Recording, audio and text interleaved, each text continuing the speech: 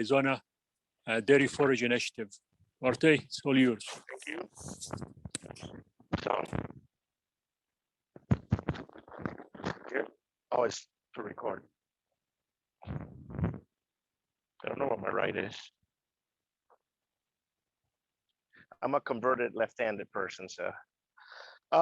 First of all, thank you for having me here and taking some time to talk to me.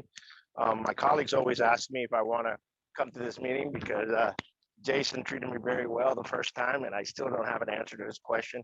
And I think it kind of falls back to what he just recently asked, where the financials are there. And I think, you know, the concept of what you're going to get paid for that forage, especially considering the dairy industry being such an important contributor to forage production in the state, it's always an important conversation. I see you have family right next door, and you know, again, the concept of even within institutions that own their forage production and the dairy production, sometimes there's still issues with how to price and how to produce and what the priorities are. So I wanted to talk to you about two things. I think primarily, I want to let you know that I have thought about this. I have talked about this with my colleagues for a long time. Again, just to reiterate, Jason kind of challenged me maybe 4 years ago, even longer than that, to see if we can come up with some type of equations or calculator where you can actually potentially estimate what the price of that output, whether that be yield or quality base, would be at the dairy side, right? And I think that's always a very critical conversation in the industry, because if you're producing for tonnage and you're doing that at the expense of quality, there's a conversation there to be had, right? About what is the potential value of that. When I got here maybe 5 years ago, over 5 years ago, in the West, we were still very dependent on relative feed value, relative feed quality, which is a ratio. It's actually not a real calculation. It's not a real measurement. It's a ratio developed utilizing ADF and NDF to assess the value primarily for alfalfa in this region. The rest of the U.S., especially in the East, have gone to some more quantitative methods that look at digestibility. And with those methods, you're able to assess how that's going to fit more accurately into the ration.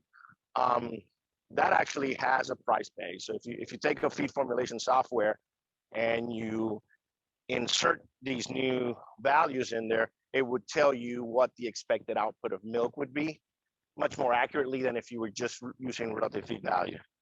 And that, again, as a tool, could be an interesting tool for a producer if you had access or the capacity to take a feed formulation software and plug it in.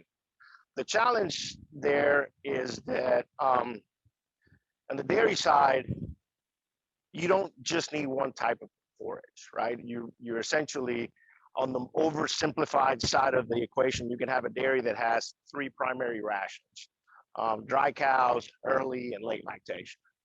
And within that ration, and within that 50% of that feed, which is going to be forage, 50 to 60, depending on where you are, there's going to be different types of forage quality that goes in there to meet the needs, right? You need to have maximize nutrients per gut feel.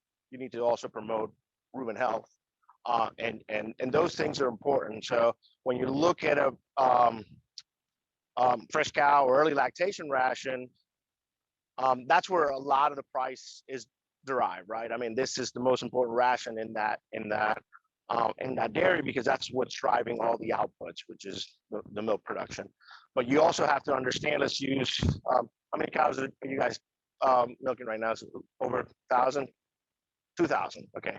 Let's say when I ask them how many cows they have, they'll say 2,000, but the reality is you have 3,000, right? You have about 50% of that herd in replacement animals. Those animals are being fed, well, I said, either the dry ration or a growing ration. And the forage output for that is the needs for the forage needs for that group is somewhat different than what for those early lactation. The other thing that I think puts a really big kink in using data from any other part of the United States to make these assessments is that I can honestly say, after having traveled a lot we feed more green chop in Arizona than literally anywhere else in the world, period. A lot more. And green chop introduces a lot of intricate um, issues into the formulation. I think it's really convenient because you have it, but it's very variable in its feed quality on a day-to-day basis. So as a nutritionist, you're constantly trying to make adjustments on the other side to compensate for what that variation is, and that makes it, somewhat complex from the nutritionist side. So again, I think the real important component to maybe make some inroads in at least having some way of assessing what the value is and making decisions whether you want to pursue yield over quality or things like that, is to have that close relationship with the nutritionist, as opposed, I shouldn't say as opposed, at the same time as you're having that relationship with the dairy operation. The nutritionist is the one that's going to ultimately decide if he needs more of this or less of that, and it should be a little clearer based on what they need, based on the total size of the herd, right? I think, again, I was about 2 years ago, I was invited to a talk that was looking into water issues in Arizona, and they wanted to get a perspective on the dairy industry. And at that time, I said that my speculation was that even if water cost or availability was not sufficient to produce enough forage in Arizona, I still think the dairy industry will still stay in Arizona because they have the flexibility of moving commodities in and out. Forage is challenging, but what they would do is they would assess what the price of that commodity is into a break point, right? If you get past to a break point where now you're not making money, then they have to make decisions whether they need to relocate to areas where that feedstuff is more readily available. After my presentation, one of our extension economists gave a presentation, and he actually dug in a little bit more on what the needs and the water availability issues related to forage production in the state, and it kind of made me think about it a little bit more. Obviously, we're very interdependent industries, forage production and dairy production. Could you produce milk without any forage? Yes, you could. It wouldn't be pretty, but you could do that. But we also don't produce any of the concentrate feeds in the state either, so there'll be 100% of that feed stuff coming into the state. So I think these two industries are intricately tied in the state. I think, again, you can still make decisions whether you want to sell to the dairy industry or to other industries. But I think obviously with the proximity of all the dairy operations in the region, it's a very viable market. So what we did about 2 years ago is we decided to do this, what we call Dairy Forage Initiative. You probably heard a little bit from Mike Ottman and some of the other presentations, but we initially did a couple of surveys. We talked to some producers to try to do some needs assessment. And a couple of things kind of struck us. First of all, is that we saw that there was a lot more need for corn silage on the corn silage side of the equation, especially if we looked at things about water usage. When we were looking at water usage, we saw that on the alfalfa side, we're doing a much better job than we were doing on the corn side. A lot of different reasons why that. I actually particularly think that on the corn side, there's a lot more people making decisions on how the plant looks to put water on it, where in the alfalfa, it's a lot more standardized, and I think that keeps us a little bit more honest in that sense. But in some cases, we're seeing about 50% more water usage in corn silage than if you look at the plant needs and the physiology of the plant. To me, what was really interesting about that was that I'm concerned. Since I've been here, we've talked about water shortage every year. It really had never happened, but we're in a pretty bad situation right now. And what I wanted to have is at least some tools to be able to answer the question if some regulatory agency came in there and say, hey, you guys, the book value for water usage for alfalfa is this, and you guys are using this, right? And this is overuse, and you can be docked or We wanted to at least standardize some values for the region to be able to have those conversations with some agencies if that ever came and happened. So about 2 years ago, we had that conversation. We put some surveys out. And then last year, right before COVID, we started our first major study. We put some sensors here with David Hutchinson down the road on some of his corn silage, and then we did some in Casa Grande. We learned a lot of things with that experiment, but we also were shut down pretty much halfway through. The university was pretty restrictive about what we could do. One of the things that we quickly learned is we asked for a challenging field. Our hypothesis was that we wanted to make sure that we assess how the decisions were being made on those difficult fields. And what we found really quickly was that you're watering to the worst part of that field. And that has a severe impact on the entire field, especially in those very soil variable fields. So that informed us a little bit better on the water survey that we had done before. So we're going to look into more details of that to see if those numbers are a little bit better matched.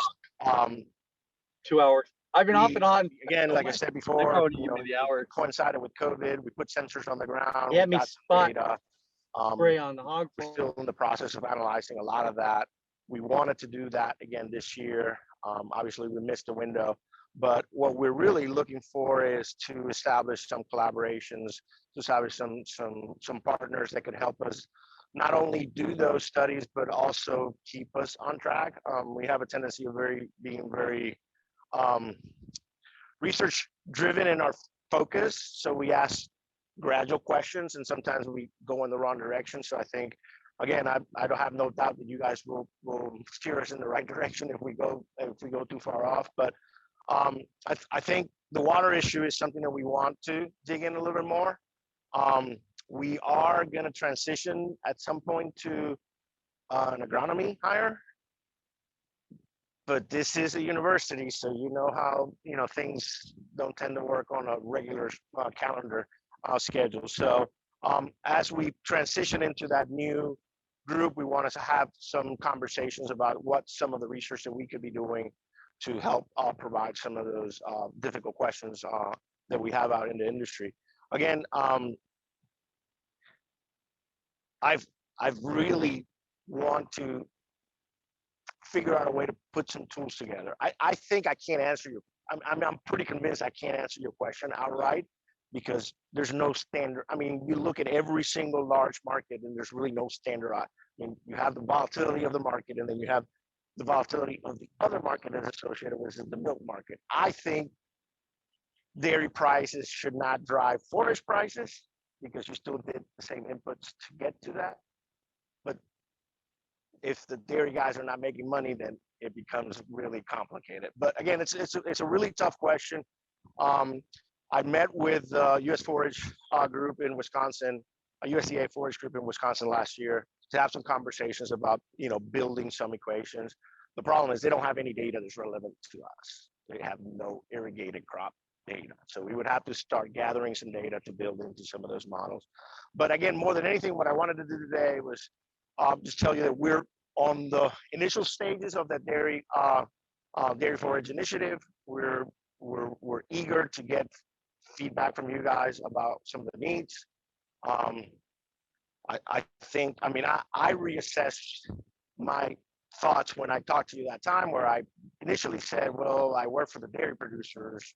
I'm going to get in a ton of trouble. The reality is I work for the dairy industry, right? If the dairy industry is doing well, both sides of the equation should be doing well. If we're not doing well, then we're all in a really tough situation. So again, that's what I want to do. I just want to get some feedback from you guys. It doesn't have to be right now, but help us, steer this project into the right direction. I think more than anything for me, I want to have outputs that are immediately valuable to you guys. So with that, I'll open it up for questions, comments, and complaints.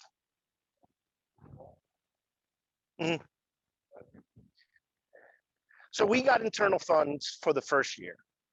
So we bought the sensors, we bought the equipment. So now we have the infrastructure. I'm going to continue to seek the minimal amount of internal funds so that we can run some of the sensor data. But yeah, we're gonna have to solicit some grant out there to do something more substantial. You have any ideas?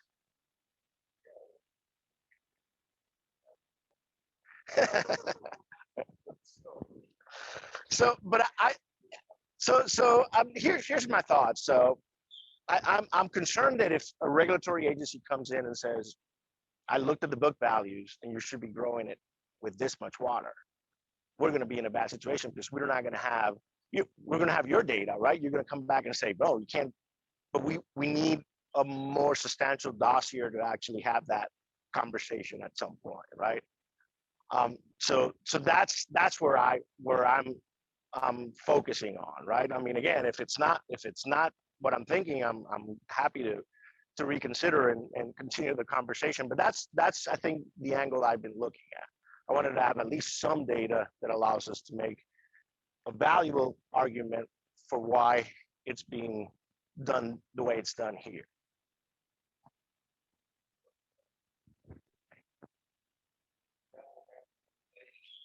They don't do it that sophisticated, but yeah, they'll go in essentially and just look at what the recommendation for alfalfa grow is, period, right? And then they'll say, yeah, I mean, you guys are at twice the rate, right? So we can make that argument without the data, right? We can eventually say, yeah, evaporation rate, we have the temperature of the soils, all that stuff. But it would be important to be able to actually more accurately look at it. I think, again, when we looked at alfalfa, it wasn't as bad. But corn silage was, I mean, it requires us looking at a little bit more detail just to make sure. And again, I'm not 100% sure that what we were seeing in that situation was we looked at soils that were problematic and people were, I mean, fields that were problematic, and we were getting more water usage in those fields because there was areas that were challenging.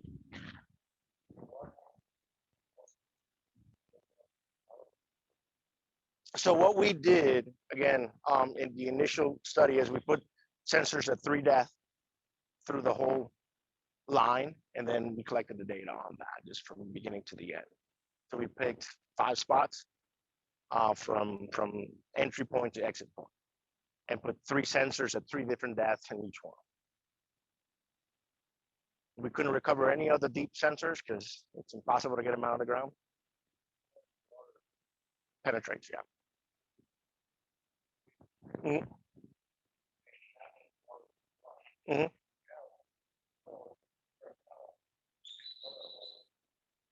Mm-hmm.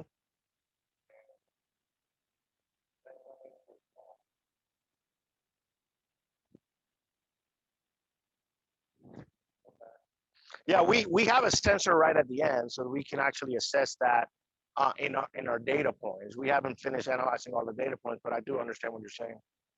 Yeah.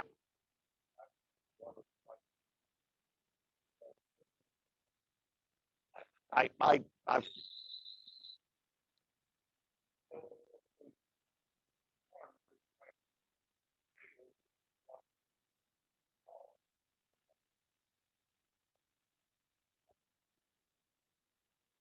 think yeah, just fair questions. Again, this is why I'm interested in having the conversation, right?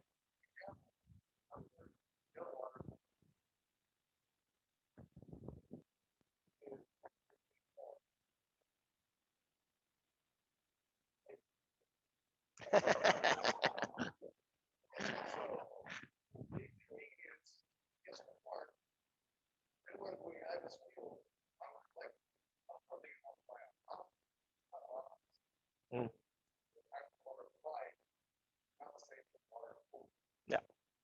So I think again, in general terms, we would love to be able to have all those inputs into our calculations, because apart from the fact that you're doing that, does everybody else do that?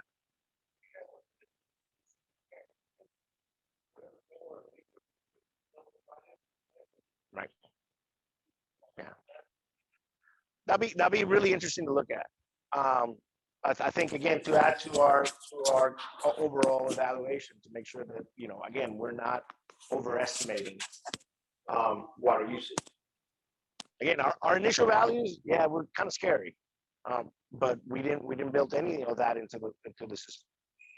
And then this last year we put the sensors in, so we actually now have some of the real-time data, but we have not included that in the back end. So I'll be happy to make some notes, and then if I have more questions, I'll come back and ask you to maybe just build an example. But in a field like that, it would also be interesting to put sensors and see, how those, just a general calculation of how much it was used, how much was coming out, and how deep it penetrated. But we have the sensors. We want to do some more this year, next year or this year. So yeah, just hit me up. I'll follow up with you guys to do more stuff. Any other question, comment, complaint? Okie dokie. Am I good on time? Yeah, thank you, Duarte.